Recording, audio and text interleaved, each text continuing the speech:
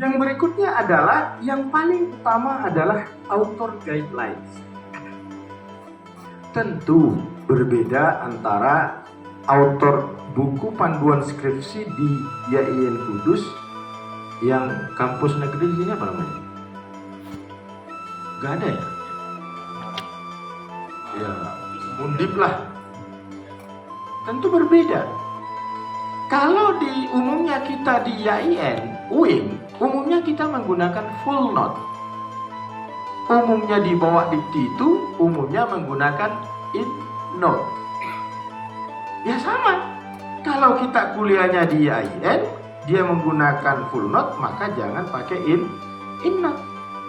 Biasa kan? Kalau mahasiswa kita suruh ini buat full note ya, tiba-tiba dia in note. Dia marah, waktu bimbingan gak ACC. Sama juga dengan ini. Maka kalau kita skripsi, tesis, disertasi kita punya buku panduan, maka jurnal itu punya namanya author guideline. Ya, author guideline itu sudah diperintahkan pihak Scopus itu betul-betul rinci kepada kita. Apa yang rincinya itu? Ya, yang pertama itu bahwa artikel itu adalah produk ilmiah. Produk ilmiah. Itu yang pertama. Jadi bukan bincang santai, tetapi dia adalah produk ilmiah. Kemudian yang kedua, ya ini sudah saya sampaikan tadi, ini fokus dan skopnya. Ini yang mengikuti artikel template. Berikutnya harus disubmit. Nah, yang sesuai dengan fokus dan scope. Ini sudah saya jelasin tadi. Yang berikutnya ini detail ya. Detail. Artikel dapat ditulis dalam bahasa Indonesia, bahasa Inggris, dan bahasa Arab. Berarti bisa kan? Jika ada yang bertanya, Pak, bisa nggak kami kirim? Mohon maaf, kami harus buka. Masalah besar kita ini adalah bahasa. Dan ini Samara ada laporan, ada ditolak guru besarnya karena bahasa.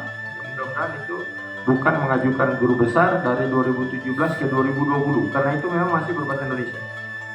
Samara, ada kabar ada yang ditolak, tapi resminya kami belum dapat. Bapak Ibu, kami ada pekerjaan besar terkait dengan bahasa. Maka kami punya kebijakan yang sudah kami sampaikan di beberapa tempat. Kalau dia S1, S2, S3-nya dalam negeri, maka kami izinkan dia menulis dalam bahasa Indonesia. Dengan catatan judul abstrak keywordnya itu berbahasa Inggris.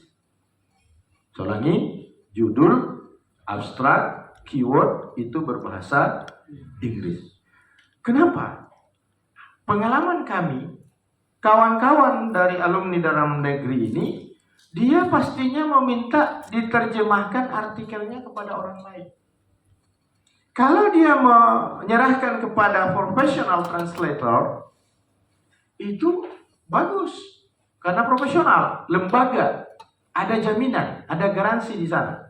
Tetapi kalau diserahkan kepada kawannya yang alumni Inggris, alumni Australia, alumni Amerika, kawannya ini kadang-kadang nggak bertanggung jawab. Nggak bertanggung jawab. Kenapa? Kawan nggak ada harga kan? Berapa harganya?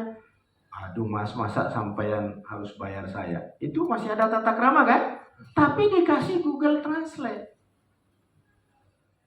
Ini sudah beberapa yang ngaku. Itu kami kembalikan, kami paksa. Akhirnya coba deh, suruh ngaku kawannya. Akhirnya ngaku, ya itu soalnya mendesak, saya banyak tugas, ya. Saya Google Translate, tapi saya sudah perbaiki Google Translate-nya itu. Nah, ketika itu dilakukan, ya jurnal kami rusak.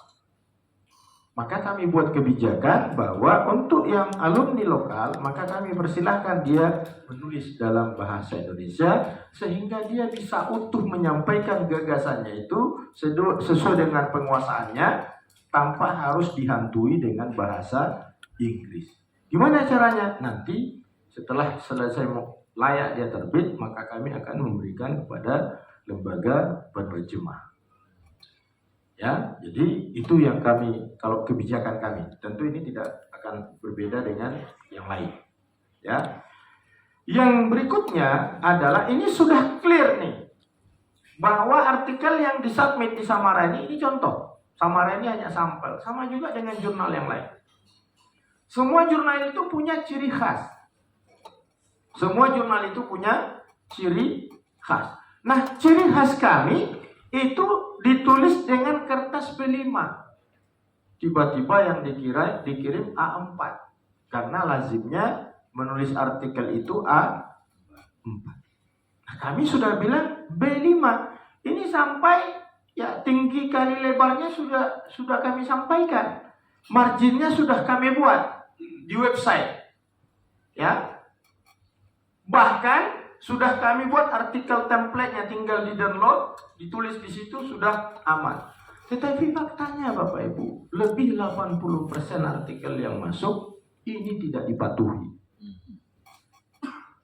Ya, ini tidak dipatuhi. Kalau editor-editor saya ada 6 orang, ya, itu saya beri hukum yang umum. Periksa ini, kalau tidak sesuai tolak terus. Ya. Nah, tiba-tiba yang nulis itu kasih WA kepada saya. Pak Mursid, itu ada guru besar dari kampus A itu, dia nulis ke Samara, coba dicek. Nah, biasanya yang profesor ini karena sudah profesor ya, nulisnya nyantai. Nyantainya apa? Dia nggak peduli dengan author guideline, nggak peduli dengan artikel template. Nah, kami tengok, wah iya kualitasnya bagus juga. Ya, maka saya kasih tanda pengkhususan. Apa tanda pengkhususannya? Ini ada yang bisa tangani nggak nih? Kalau ada yang tangani ya udahlah diproses saja. Kalau enggak, tetap aja ditolak. Karena ini sudah jelas. Kemanapun Bapak Ibu, cek pertama itu ya ini. Ke jurnal manapun cek pertama itu ya ini. Oh, itu kan pekerjaan anak S1. Ya kasih anak S1.